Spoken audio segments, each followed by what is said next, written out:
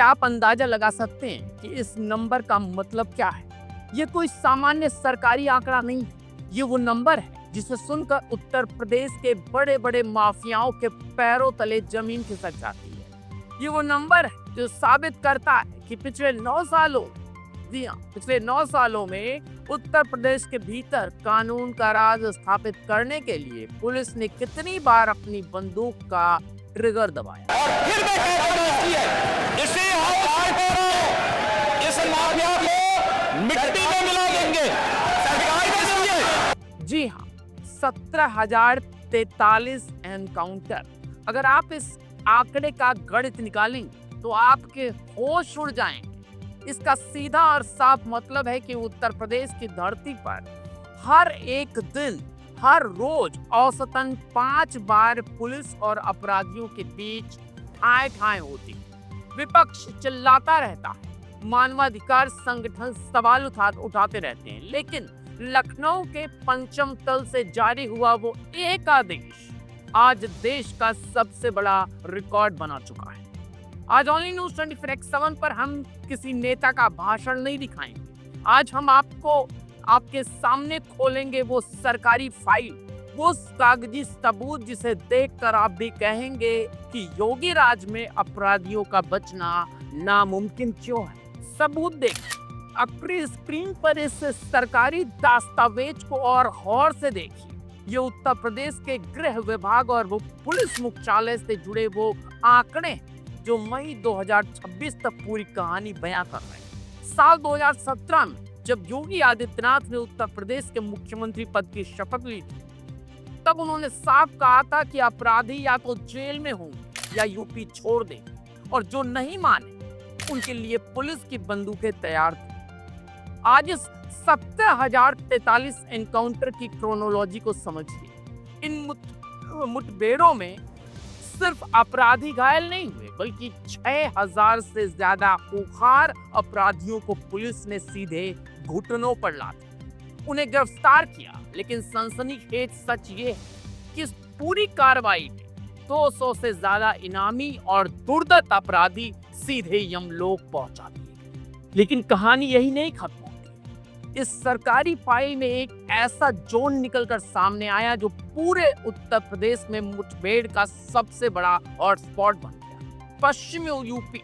जी, पश्चिमी यूपी का वो इलाका जिसे कभी गैंगवार रंगदारी का गढ़ कहा जाता था, यानी मेरठ। सरकारी आंकड़े बताते हैं कि अकेले मेरठ और उसके आसपास के जिलों में हजारों की संख्या में एनकाउंटर हुए। ऐसा क्यों हुआ? क्योंकि दिल्ली से सटे इस इलाके में जो रंगदारी का धंधा चलता था, उसे जड़ से उखाड़ना मुख्यमंत्री का पहला टारगेट था। जब हम सनसनी की बात करते हैं तो असली सनसनी थंबनेल की लाइनों में नहीं, बल्कि अपराधियों के इस खौफ में छिपी है। याद करिए वह तस्वीर जब पश्चिमी यूपी से लेकर पूर्वांचल तक के अपराधी खुद थानों में दौड़ते हुए आ रहे थे। क्यों? क्योंकि उन्हें मालूम था कि अगर गाड़ी पलटी या उन्होंने भागने की कोशिश की तो पुलिस के पास फ्री हैंड का ऑर्डर है। ये फ्री हैंड क्या होता है? कानून की भाषा में इसे सेल्फ डिफेंस यानी आत्मरक्षा का अधिकार कहा जाता है। लेकिन योगी सरकार ने पुलिस के मनोबल को उस स्तर पर पहुंचा दिया जहां पुलिस अपराधियों को देखकर पीछे नहीं हटती, बल्कि उनका पीछा करके उन्हें दबोचती है। लेकिन इस सिक्के का एक दूसरा पहलू भी, जो इस इन्वेस्टिगेशन का सबसे बड़ा टर्निंग पॉइंट है। देश की सबसे बड़ी अदालत से लेकर इलाहाबाद हाई कोर्ट तक के इन एनकाउंटर्स को लेकर कई बार याचिकाएं दायर की गई। कोर्ट ने पुलिस से पूछा कि आखिर हर मुठभेड़ का पैटर्न एक जैसा क्यों होता है? अपराधी पुलिस की पिस्तौल छीनकर भागने की कोशिश करता है और पुलिस के पैर में ही गोली क्यों लगती है? अदालत की इन तीखी टिप्पणियों के बावजूद जमीनी हकीकत ये है कि आज उत्तर प्रदेश की आम जनता इस सख्त कार्रवाई के साथ खड़ी दिखाई दी। क्यों? क्योंकि सालों से जो व्यापारी, जो आम नागरिक गुंडा टैक्स और अपहरण से परेशान थे, उन्हें इन एनकाउंटर्स में अपने रक्षक दिखाई दिया। जी, इस महाअभियान में सिर्फ अपराधियों का खात्मा नहीं हुआ, बल्कि यूपी पुलिस ने भी बहुत बड़ी कीमत चुकाई।